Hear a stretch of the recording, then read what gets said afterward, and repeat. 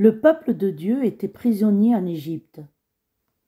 Il était devenu esclave du roi qui s'appelait Pharaon et qui l'obligeait à travailler très dur. Mais Dieu avait un jour libéré son peuple et lui avait promis de lui donner une terre pour vivre heureux, la terre promise. Maintenant, il marchait dans le désert et Moïse le guidait. La traversée du désert était longue et difficile, pas la moindre goutte d'eau. Le peuple d'Israël avait soif et faim, car le pain manquait aussi.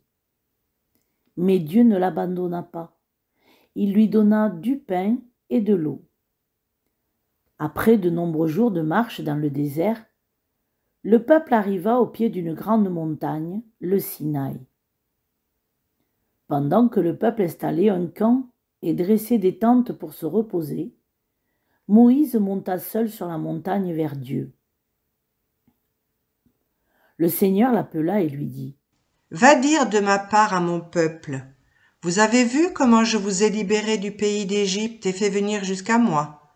Maintenant, si vous gardez mon alliance, si vous êtes mes amis, vous serez mon peuple.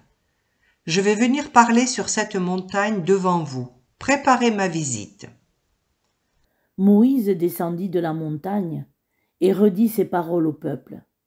Tous se préparèrent. Ils lavèrent leurs vêtements. Le troisième jour, dès le matin, il y eut des coups de tonnerre, des éclairs.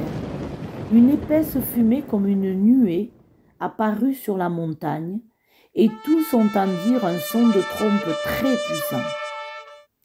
Tout le monde eut peur.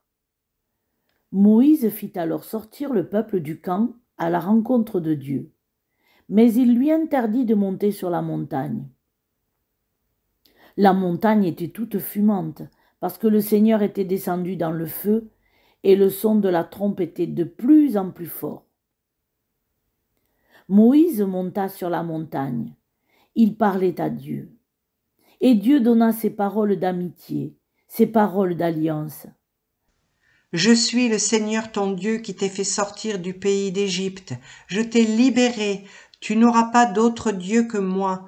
Tu aimeras le Seigneur ton Dieu de tout ton cœur et de toutes tes forces. Tu aimeras les autres comme toi-même. » Le peuple avait encore peur devant le feu, la nuée, le tonnerre, le son de trompe. Il se tenait au loin, et Moïse dit : « N'ayez pas peur. » Pour garder les paroles de Dieu, Moïse les écrivit sur des pierres. Il les mit dans un grand coffre de bois d'acacia, tout recouvert d'or et surmonté par 2 anges. On l'appela l'Arche d'Alliance. Le peuple reprit sa marche dans le désert. L'Arche d'Alliance était portée devant le peuple à l'aide de 2 grandes barres en bois doré. Quand les Hébreux s'arrêtaient, ils mettaient l'arche sous une tente magnifique qu'ils avaient fabriquée. On l'appelait la tente de la rencontre. Elle contenait l'arche, mais aussi un chandelier en or avec 7 bougies, une table sur laquelle étaient placés des pains. Il y avait aussi de l'huile et du parfum. Il y avait un grand rideau. Personne ne pouvait y entrer, car c'était là que Dieu habitait. Et la nuée de Dieu couvrait la tente de la rencontre. Jusqu'à ce qu'il soit arrivé en terre promise, le peuple transporta l'arche de l'alliance et la tente de la rencontre. Quelquefois, le peuple était fatigué et s'énervait contre Moïse et contre Dieu. Mais Dieu était avec lui, et sa parole l'accompagnait.